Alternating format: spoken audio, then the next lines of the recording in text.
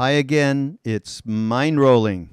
I'm Raghu Marcus, and I'm with an old pal. Well, Danny, you were just on. Danny Goldberg, everybody. And Yes, hi. we did this thing earlier in the year. Yeah, we did a fun thing with Sharon Salzberg, actually, Well, it around. was talking about the election, so it Yeah. wasn't that much fun, but it was an honor for me to be on a podcast with you and Sharon. That was for sure. Well, you know what? I haven't told you this off the show, but we are compiling excerpts of different conversations I've had. Yours with Sharon is one of them, and other Ram Dass and others of us, Lama Surya Das and so on, Joan Halifax, and we're going to put a little. We'll put a nice document together. I don't know what form it's going to take. That is a bit about. We're not going to call it this, but a prescription for surviving the next. Well, we don't know the Well, next you what. weren't going to call it greatest hits? Yeah. Of the Kali Yuga. Our friend did that one, right? Yeah. But Danny has a wonderful new book, and we want everybody to know about it. It's called In Search of the Lost Chord, and it's all about 1967, the whole hippie idea. And I have to say one thing to you. Again, I didn't mention this to you off the show. There's like one classic example. So many people in this book, which is so well researched, Danny, it's amazing. Many people would like to flog those hippies and the concepts that they represented.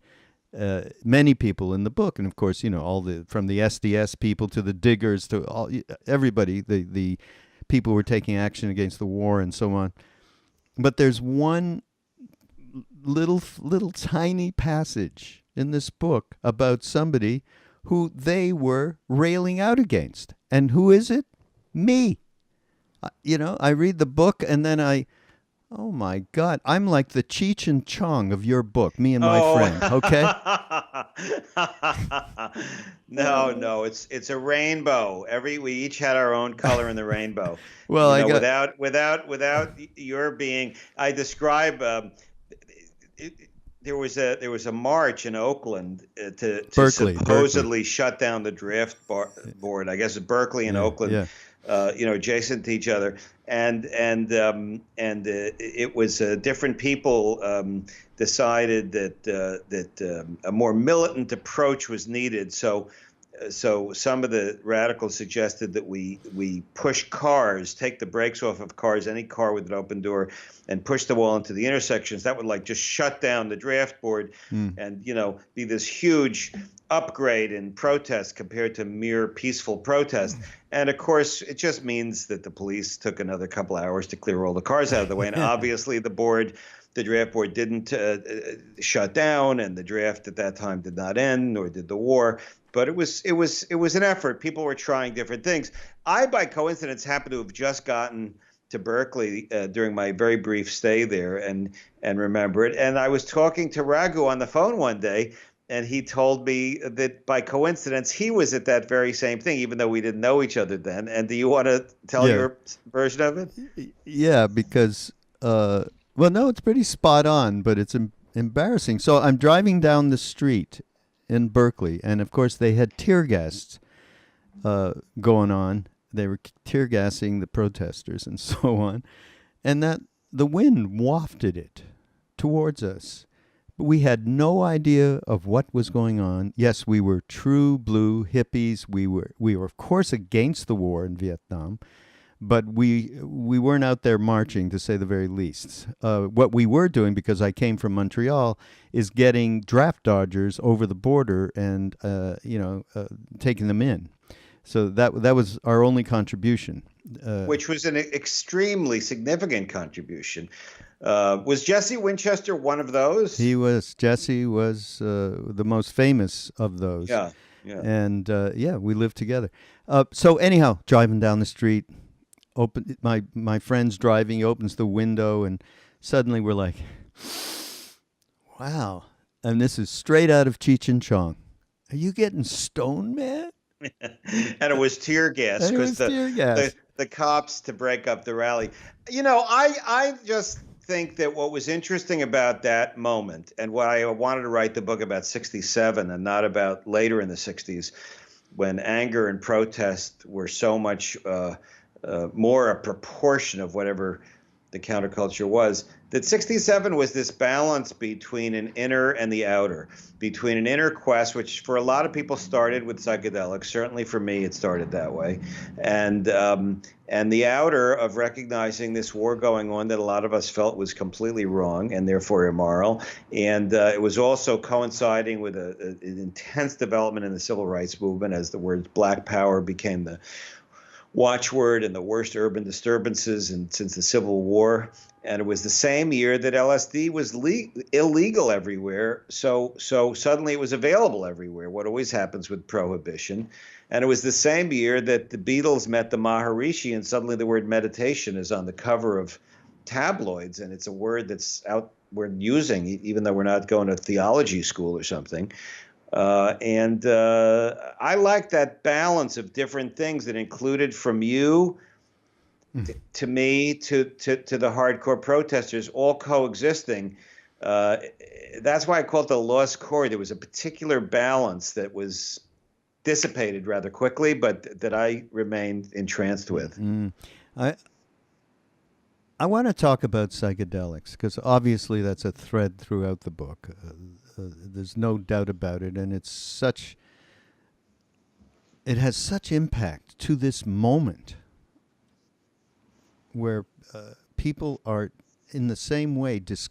I like to think there's some comparisons. We've talked about this before between that year and in and around that year and what's going on now to some degree with the next generation coming up. And there certainly are some parallels that there's no doubt about. I love this millennial generation anyway. Both of my kids are in it, and then they voted so much for Bernie Sanders. I mean, those are two very good things about this generation to start with. Yeah, no, absolutely.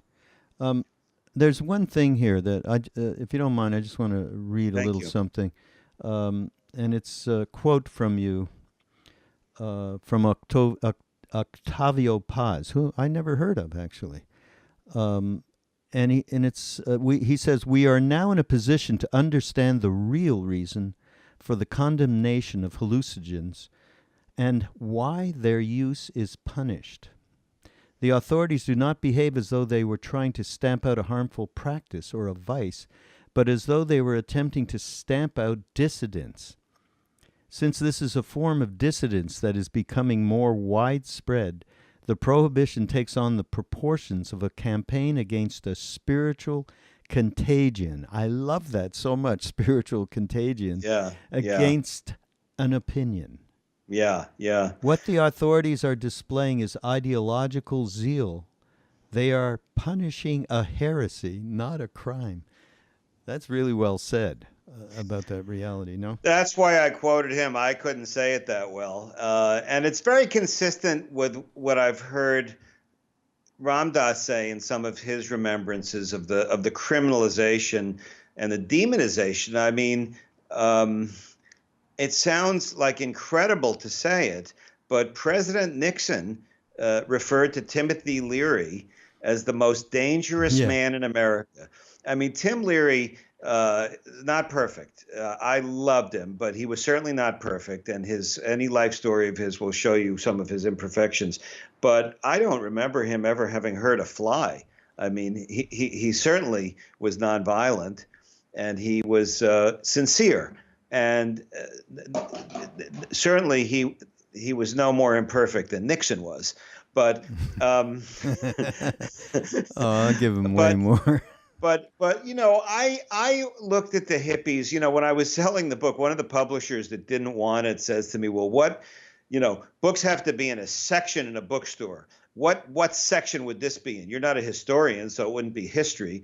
So I said it would be in the religious section, because I knew I wasn't going to get a deal with this annoying attitude. So I just went for what I really, because to me the hippie phenomenon and this is the word became drained of meaning so soon and became a Cheech and Chong cartoon. But there was a brief moment when, as I say, peace and love were not meant ironically. There was a collective attempt at trying to shine some light, or let some light shine through us. And no, it didn't completely fix the world. Neither did the life of Jesus Christ. Neither did the Enlightenment. Neither did breakthroughs in technology. That seems to be the human condition. But there was some light shown, in my opinion. Yeah. And part of it was spiritual, whether it was people that identified like we ended up doing with Eastern religions and traditions, or whether it's people who just had sort of a different philosophical view of what it meant to be a good person. And it wasn't so much a rebellion against Orthodox Christianity and Judaism, in my opinion, although there was some of that. There were some people that came out of repressive elements of some of those religions, sometimes with sexual repression and or narrowness. But a lot of it, the main religion to me of America then as now is rational materialism. Is a belief in the bottom line, and a belief in the gross national product, and a belief in the free market, and a belief that you should really only trust and plan your life around things that you can measure and experience with your five senses. It's an opinion shared by many people. It's the dominant philosophy with a lot of this Western society, and like all philosophies, there's some truth to it, but to me, it leaves a lot out. And for people who grew up, drenched in that sort of, advertisements for Cadillacs with big tail fins as the symbol of success and accomplishment, the idea of looking inward and instead of only externally was a huge relief. And the idea that you weren't the only one doing it, and that there was this kind of overnight millions of people sharing that notion, was a spiritual moment. It didn't become a religion by design. I think there was an ethos that didn't want leadership and didn't want hierarchy, but it left a residue that I think is a positive one. But boy, a lot was going on in a very short amount of time. Yeah, say the least. There's one. You know what my favorite part of the book is, though? It's this. But anyway, I'm sorry, because I really ignored your question, and I want to answer it. So why was it treated as a heresy? Because it really was challenging the philosophy that was the underpinning of big business and big politics. Right. Self-interest as the ethos.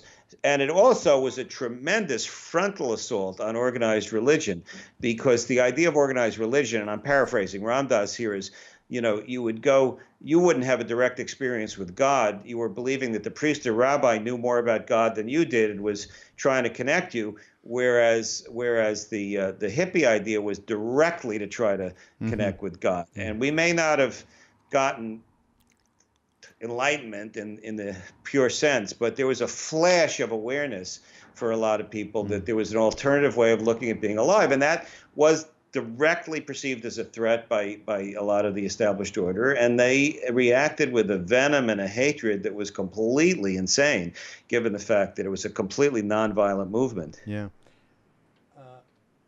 I wanted to say what I was trying to say before is my favorite section in this book is the what did you call it? It's the Houseboat Summit.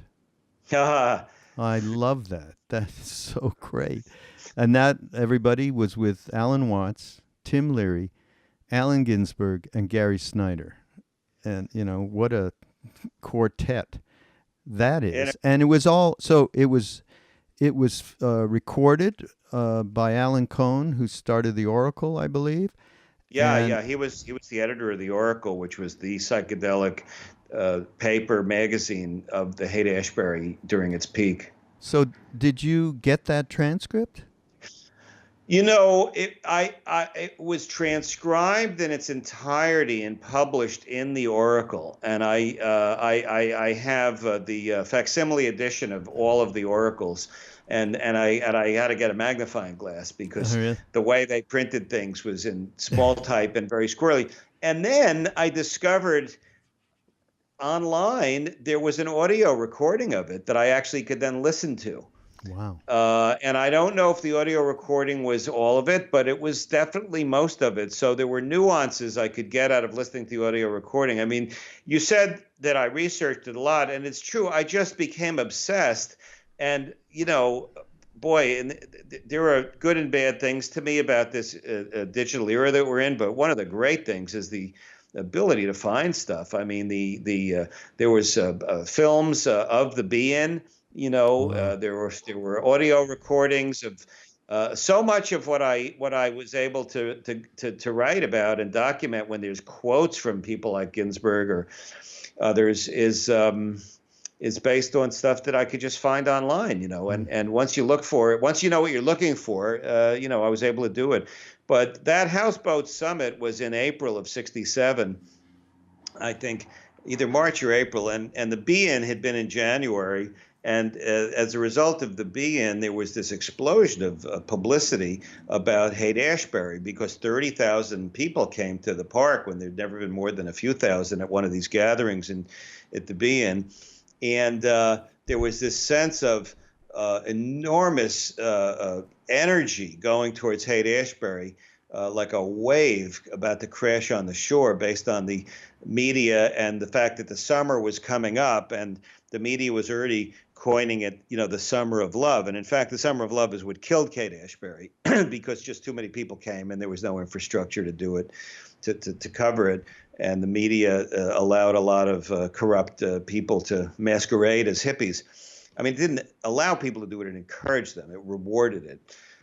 So, but before that happened, these guys knew that something weird, intense was happening, that they were somehow in the middle of it. And so they decided to have this conversation about how do we make this new society? And to me, it's kind of like this last innocent moment when these geniuses who were part of an energy far greater than any of them were trying to see what the new world they dreamt of could be like. And I particularly love an exchange between Tim Leary and Allen Ginsberg. If I could tell it. Yeah. Where Tim at the be-in had popularized the phrase turn on, tune in, drop out. And I think he'd used it before that, but this was where it really became famous, and it became the phrase that he would be known for the rest of his life, for better or for worse. And Ginsberg is berating him for it because he's saying that the kids that he's talking to don't know what Tim is talking about. Drop out of what? Drop out to where? And Tim is incredibly defensive and sort of contemptuous of the political people in Berkeley, because Allen bridged the gap between protest and psychedelia better than anyone.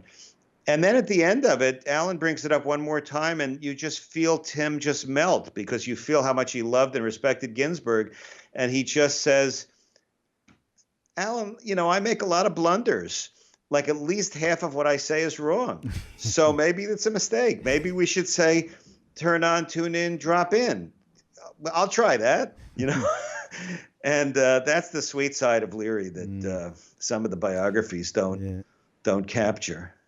We were talking, Danny, before about the advent of psychedelics and what it meant. We were talking about how the government treated it, and I would say in this get-together on the boat with these guys, Alan Watts said the most absolutely insightful and spectacular thing about to me, it's about what all of that the hippie credo represents ultimately, and where a revolution was started in this way. And let me just read this. Alan Watts went on to suggest that Western man had lost touch with original intelligence through centuries of relying solely on analytic thinking.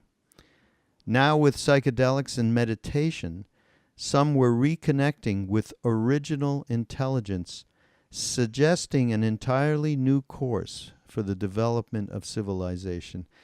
And I believe that's what was passed on more than anything else.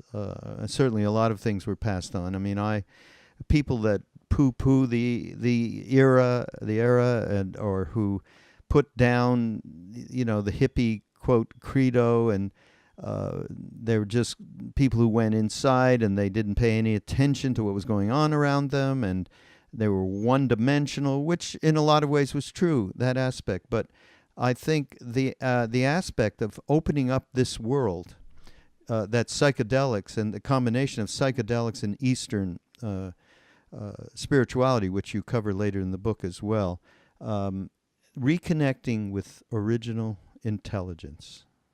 I mean, I really do believe that's going to pay some dividends, especially in the age that we're in right now. Yeah, well, one certainly hopes. Again, all of these, I mean, I'm trying to experience in reliving the year the good and the bad of it, and I came out strongly on the side of the good of it, as you can feel, and as I think you do. But there were some mistakes, and one of the mistakes I think was an impatience, that there was this feeling that everything was going to be fixed in the next few years. Things that had taken thousands of years to develop. It took, oh my goodness, 100 years between the end of slavery and desegregation, for goodness sake. Not to mention how long it took women to get the right to vote, or any kind of religious freedom, any kind of freedom of speech. Hundreds and hundreds of years of human development. Any kind of restrictions in working conditions. So this idea that everything was going to happen very quickly created some unrealistic, delusional conversations. But at the same time, the intent was very, very pure and beautiful. And I think the people that I admire the most from the era are some of the people I dedicate the book to: Ram Dass, Paul Krasner, and Wavy Gravy. And I also think, to me, Allen Ginsberg and Martin Luther King are the two real heroes of the book. And those five people all balance the inner path and the outer path, the path of trying to understand the existence of the soul in a broader sense than just materialism, and at the same time honoring the fact that material world exists, and that there's such a thing as compassion, ethics, and morality, and that you can't really have one without the other. And I think that's the ideal. There were a lot of people who were just completely selfish. There were people who had good political ideas, but who were untransformed. Dr. King called them untransformed nonconformists, whose anger did more harm than good. There were people that were just there because it was fashionable and only into the superficial symbols. And, there's no question that the media and the way that people dumbed it down created kind of a cartoon version of it that if I were born 15 years later, I would have contempt for as well. I understand the punks and the younger people who were turned off by the cartoon version of it. But there was a realness before the cartoon that for many of us still motivates us a lot. I think a lot of the people involved with the Be Here Now network would fall into that category. Yeah, and not only that, but contributed extraordinarily to the development of who we are as people from that era to now, and the different things we've been involved in over that time span. There is one thing just that actually takes place in the book, just as part of the this session on the houseboat, and it's about the diggers. The diggers say, that they were talking about how thousands of people coming to the city, as you described, and they don't know, what's going on, and there's no infrastructure, no elders having solutions, none of that. So in this passage, an audience member asked, I guess, a digger, don't tribes learn to mistrust each other? In retrospect, you say this was an extremely important question. In the moment on the houseboat, the elders seemed stumped. That's a huge question now. I mean, it always has been, but of course we're in the middle of it. Yeah, talk about the tribe. Well, I try to think about why there's still so much polarization. As much as I honor what was accomplished, you'd have to be blind and deaf not to recognize what has not been accomplished, and the continued suffering in the world, and some of the cruelty and the imbalance. How people could be starving and still have warehouses of rotting food, and people are unemployed, and you have bridges that need repairing, and where are the systems to connect these things, and the one thing that I think that was in retrospect counterproductive was the negativity of people who weren't in one of our cool tribes. I remember when I was a kid, we used to divide people up between straights and heads. In those days, straight didn't have a sexual connotation, at least in my circles, but a meaning not a non-druggie. And I looked down on straights. Heads were, we had this secret among ourselves, and everybody else was left out of it. And, that was a lot of fun. But you know what? People don't like being left out. And people don't like being laughed at or made fun of or feeling uncool.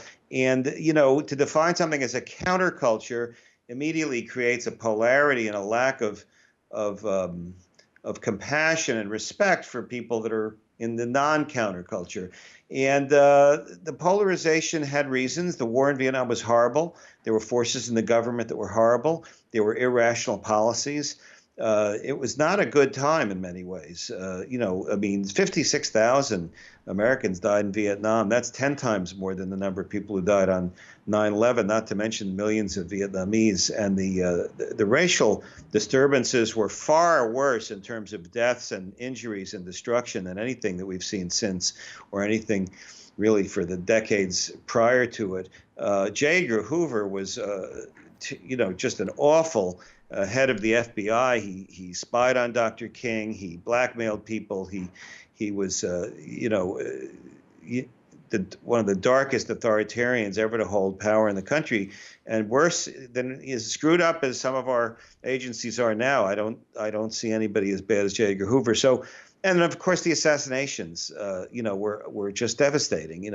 How to recover from the loss of Robert Kennedy and Martin Luther King the same year. There's a lot of things to be against, but still, if you really want to change the world and you have a philosophy that believes that the spirit is everywhere, then it's got to also, as Ram Dass says, be in Republicans, be in people that disagree with you.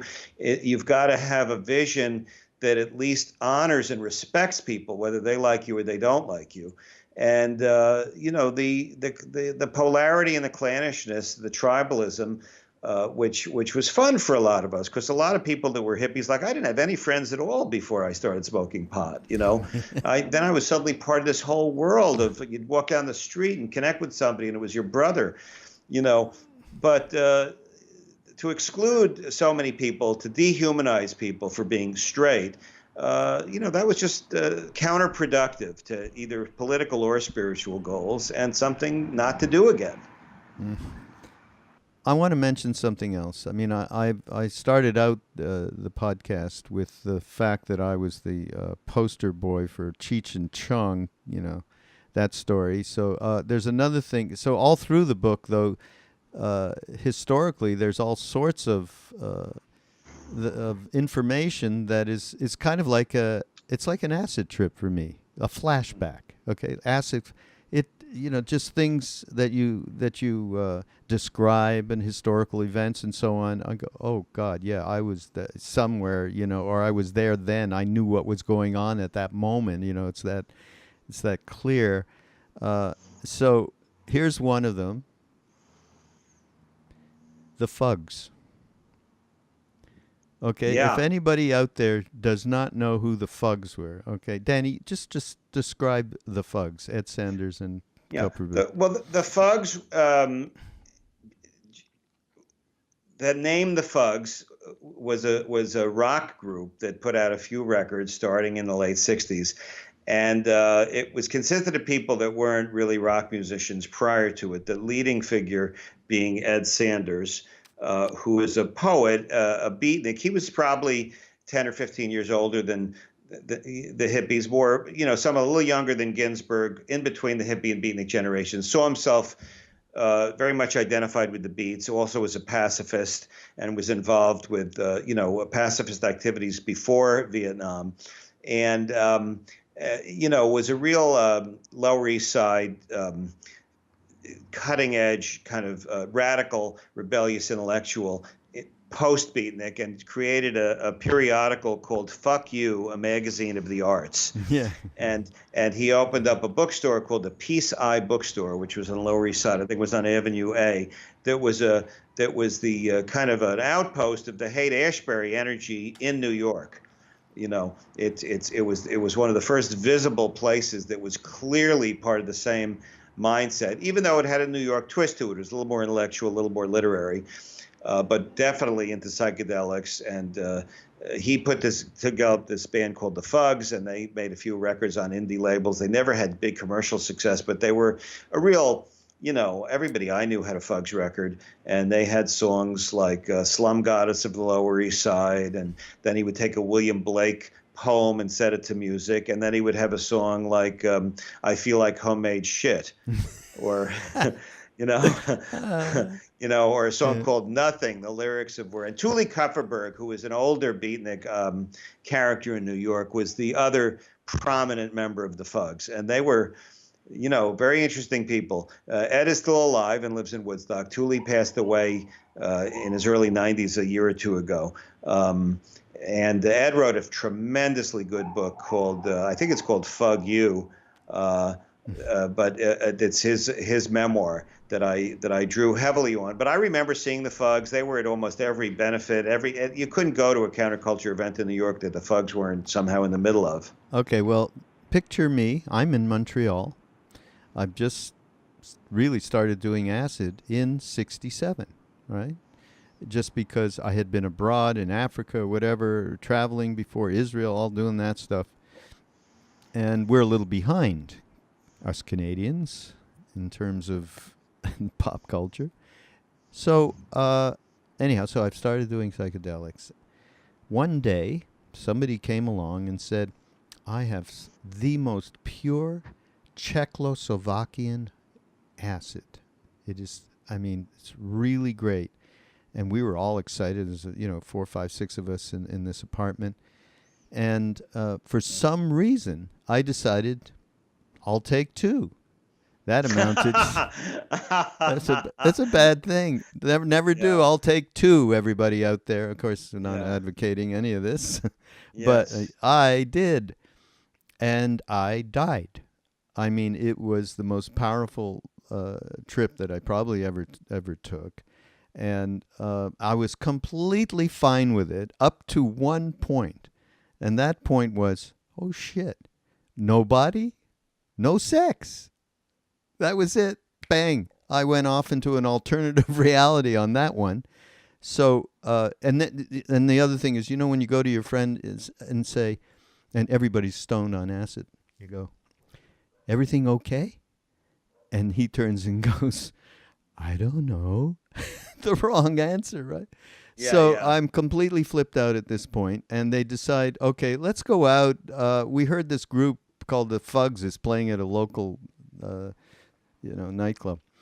So, okay, I'm in this really whacked out condition. We go in open the door. There's the Fugs in the middle of, one song with Ed Sanders doing fellatio on the microphone, right? Which, and they were so gross. They were so much more sexual and kind of dirty than anybody that came before. Yeah.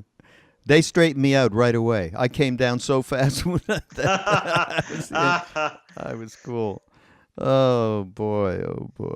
Oh. Well, he's a character. Ed Sanders was the one who read when, that the March on Washington at the end of the year where the Yippies decided they were going to exorcise the Pentagon and then levitate it. They broke off from the old line pacifist beatniks and did this. And Norman Mailer described it in great detail in his book, The Armies of the Night, which, Pulitzer Prize winning book, one of the best books about the 60s. And Ed Sanders was the one who read the exorcism. He was the absolute epicenter of exorcising the Pentagon. So quite a character. Yeah. So there's a lovely little thing. These are just little things I loved in the book. So I'm sharing what I love, which is what I normally do on Mindrolling. By the way, everybody, the book is coming out June 6th, Danny. Yes, June 6th. There's a Okay. British version coming out in the United Kingdom July 5th. But in the United States and Canada, June 6th. Okay. So everybody, please use the BeHereNowNetwork.com. Go to the portal where we have Amazon on the menu and use Amazon, please, to buy the book. That'll help. It helps Danny and it helps the network and the foundation. So it's all a good thing. There's this little piece with Ramdas, who then was Richard Alpert, and Dr. Humphrey Osmond, who was a pioneer LSD researcher. I remember him living in Saskatchewan, arguing the merits of LSD against psychiatrist Adam Rosenblatt and University of Toronto philosopher Charles Hanley, who called it, I love this, an opiate for the mentally lame, intellectually halt, and morally blind. Comments that were not well received by the audience, which I imagine. So Ramdas, or Richard Alpert, concluded, if I have to wind up psychotic to break the status quo and get to a meaningful future, I'm ready. And boy, he lived those words out, right? Our leader, God bless him. By the way, Humphrey Osmond is the person who coined the word psychedelic. Really? Yes, that's according to my research. Wow. He dreamt up that word. Oh, that's tremendous. I didn't know that. He was from Saskatchewan, right? Yeah. Yeah. So did you ever get to Saskatchewan? Not in your life would I go anywhere near. No, I shouldn't say that. It's supposed to be beautiful. I just can't take the cold. That's all there is to it. By the way, I just want to mention something. And in the podcasts that we've done together, and there have been several of them over the last couple of years.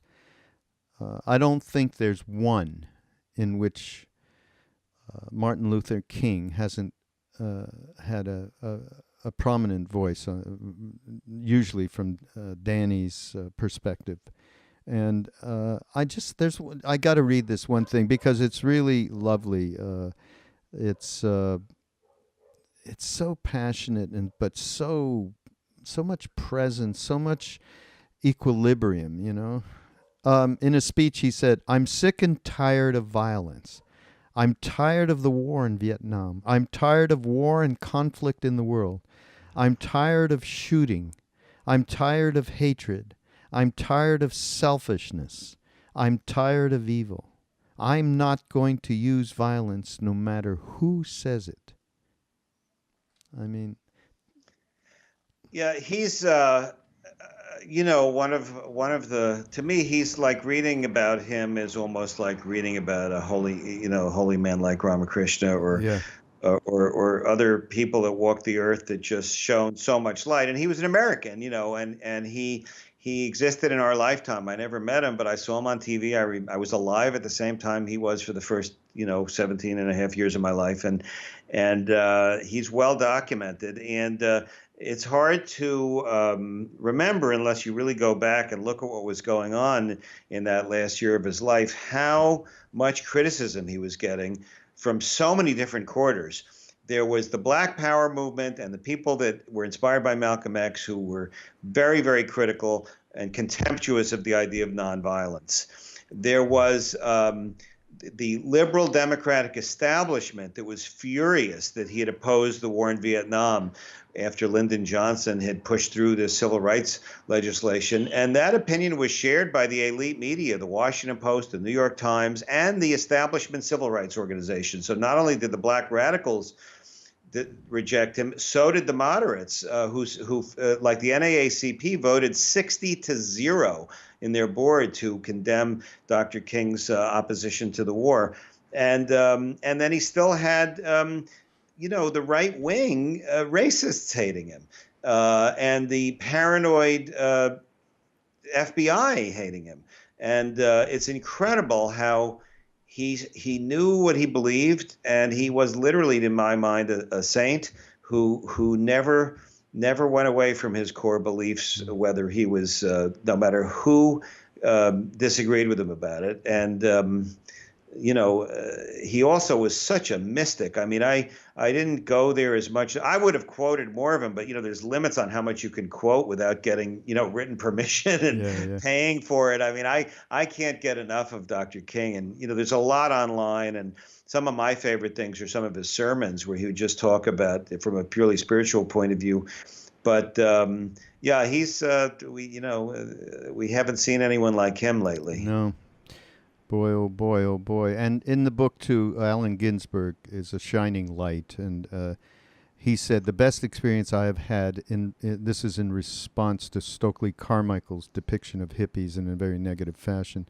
The best experience I have had has been with the younger people in America, and some few of my own generation who have had to confront the mass hallucination or style of consciousness or mode of consciousness into which we were born, and had some kind of mental breakthrough, which clarified not only the nature of our own identity, but also the nature of others' identities as being the same as our own. I mean, that's another thing I feel that did come across these decades, that idea.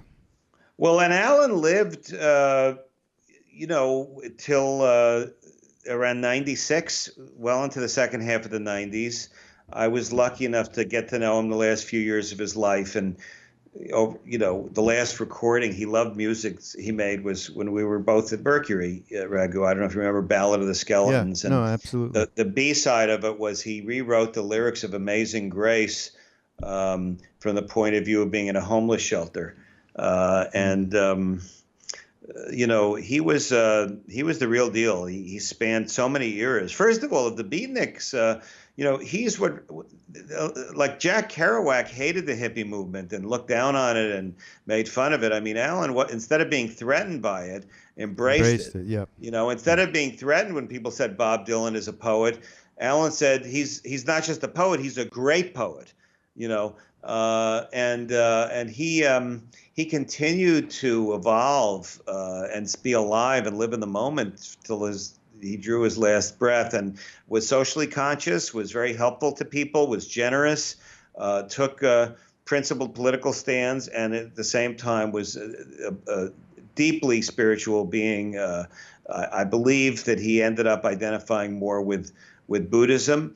Mm-hmm. But he honored, the Hare Krishna chant was popularized by Allen Ginsberg.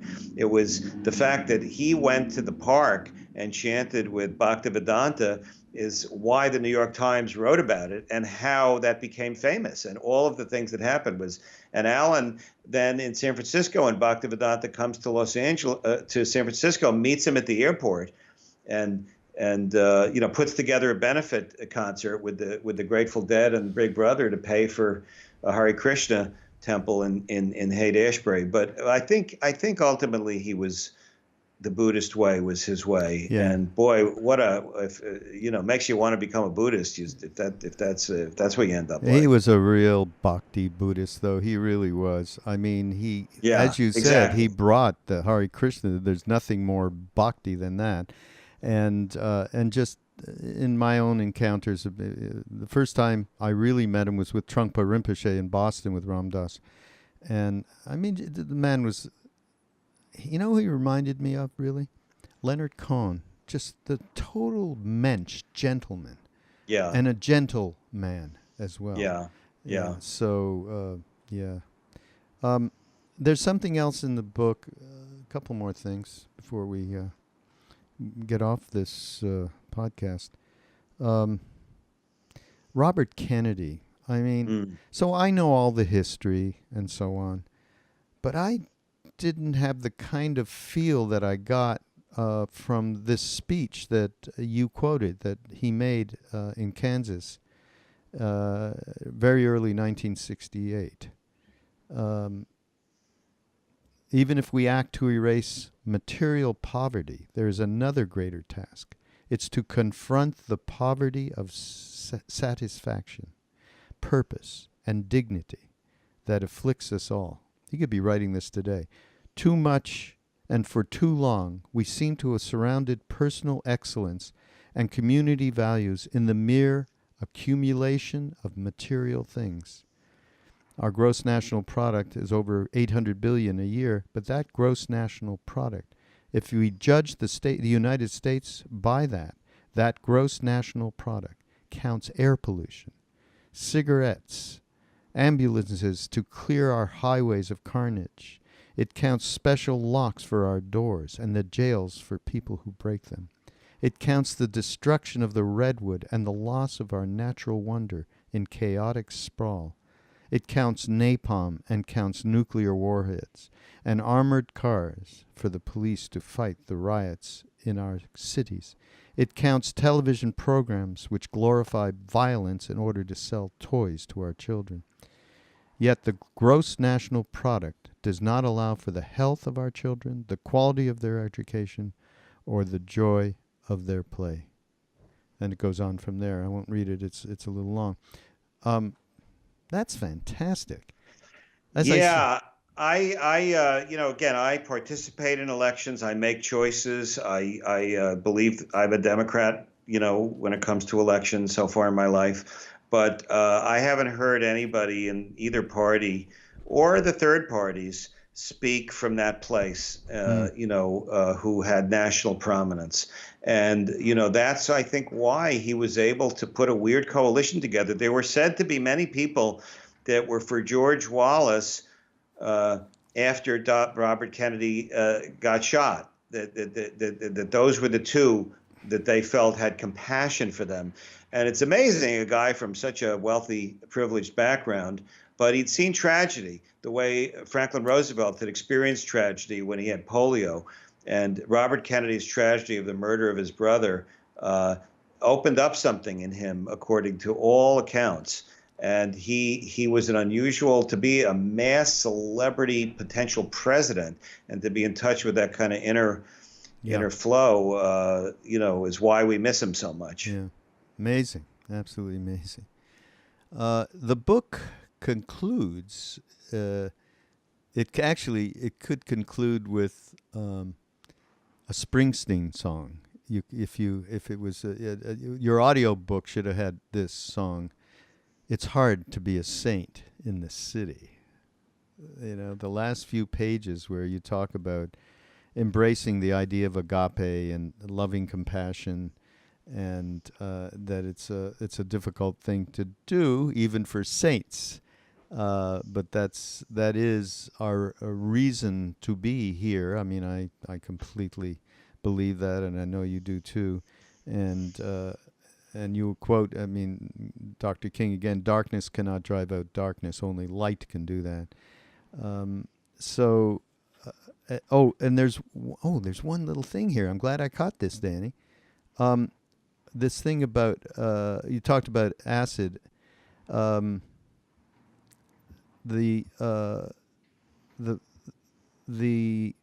little story of Ram Dass giving Neem Karoli Baba Maharaji acid, okay, and then his comments on it, which were, it allows you to spend a couple of hours with Christ, and that's what he said, but then you have to come back down and do the spiritual work to actually live in that consciousness.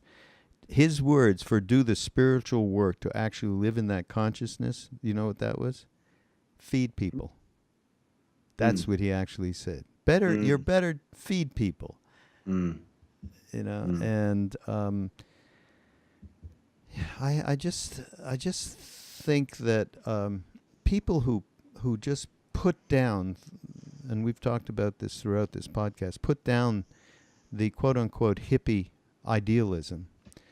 And there are many ways in which all of us would agree that there was certainly some real fall down in terms of how people thought it was going to be one thing, and it turned into something not so great a couple of years later. How they weren't being responsible for their lives. That was a big one. These people are completely irresponsible. But I think that the fact that we learned, and I go back to that quote from earlier in the book from Alan Watts, that we were reconnecting with original intelligence. I think that awareness that has been carried through, certainly me and a lot of people I know from that time, is super important, and I'm hoping will really help us in two ways. One, to really connect with this next generation and be of some service to them from our own experience. I would hope that's true, and the other is to do as much as possible for us individually to live those words. Love. I mean, for us, that's what we got from Neem Karoli Baba Maharaji. Love everyone. I mean, Ram Dass talks about this all the time. I mean, love everyone, tell the truth, serve people, and so on. This, as you say, this is the gig. There isn't any other gig. And to do that gig is one thing, certainly, I'm pontificating now. I don't know how I got into this, but I mean, it sounds right. But that we actually can look inside. We are not afraid to look inside. And that kind of truth, I think, is really important. And we're not afraid to share, what Martin Luther King shared in his whole life by his life. Well, I thank you so much for articulating it that way. And I would just say there's another stream of thought that I would love to add to it, because I was at Tom Hayden's memorial service a few months ago. He's certainly, to me, the most brilliant of the radicals, and also someone I became friends with. Did a podcast on my podcast with him that I'm just a few months before he died. And so a longtime radical and progressive of tremendous accomplishment came up to me and said, I'm doing an interview for my son's high school paper about why we failed. And this was after the Trump election, and Tom's death obviously was a time of reflection for a lot of people about the ideals they had politically in the 60s when he was such a thought leader, and subsequently also someone who stayed engaged till the last day of his life. I hear this a lot from people of my age, and I think it has to do with being in your 50s, 60s, or 70s and knowing that there's more years behind you than ahead of you, and there's a limited amount that's going to get accomplished, and that the kind of utopian dreams that maybe we felt in our early 20s are not going to physically happen during this incarnation. And, I really feel that that's not a complete truth, because the truth is it never was rational to expect the entire world was going to become perfect in one lifetime, when that's not been the story of the human race. The story of the human race, though, to me, is to shine light where you can and to honor that. And the same way you have to have compassion for other people, you've got to have compassion and respect for yourself. And I feel this generation that we're both part of should not be beating ourselves up. I feel that we should learn from our mistakes. And I could list a bunch of personal ones I've made and collective ones that our generation made. Certainly deciding that heroin and meth were in the same category as psychedelics was an early mistake. And so was a lot of the tremendous infighting among people that thought their version of truth was so superior to some other commune or some other belief system that we fragmented. But I'm really proud to have been part of this community. I think the community has left a lot more light than darkness. And I think as people grow older, they should feel honor that part of themselves, let whatever light is left in them shine, the way Wavy Gravy does, the way Ram Dass does, the way the real role models have. And I'm very upset about the amount of suffering in the world and the global warming, and I wish somehow I had done more to make things better. But I think collectively, people should honor what they've accomplished. The same way if a doctor felt that they had to keep patients alive forever, then they would have to quit. That's not their job. Their job is to serve them, and so that they have the best health. And I think that's so I was really trying to frankly put a little purple light around that period so that we could all feel good about it. Yeah, absolutely. Anybody out there, all y'all listening, who really want to get details about how what took place in 1967 and how the hippie idea was formulated and how the antecedents of which we are part of today. There's no doubt about that. In Search of the Lost Chord, Danny Goldberg. Go get it. You can pre-order it now, or you can get it on today, when June 6th. Okay, and by the yeah, I think by the time people are hearing this, it wouldn't be a pre-order. yeah, it won't be a pre-order. Yeah, I think they could You just flat go out get it. order it. Yeah. Get it any way you can. It'd mean a lot to me. I hope you like it. And thank you, Raghu, so much for your reading it and being so supportive. I can't tell you how much it means to me. And also, everybody out there, Danny has a great podcast on the Be Here Now network called Rock and Rolls, ROLES. And Danny talks to all sorts of really fascinating, interesting, and wonderful people. And you can go to BeHereNowNetwork.com/Danny and certainly subscribe to his podcast. So this is the BeHereNowNetwork.com. You can go to and navigate all sorts of wonderful different not just podcasts. We have wonderful articles and blogs from different people and some of the teachers. Great video. And some great video, yeah. We got it going there. I mean, you're speaking of Ginsberg before. There's a video you've got of Ram Dass and Ginsberg having a conversation. That's just one of the greatest things I've ever seen. Yeah, that's on our sister network, ramdas.org. You can go there and you can find it.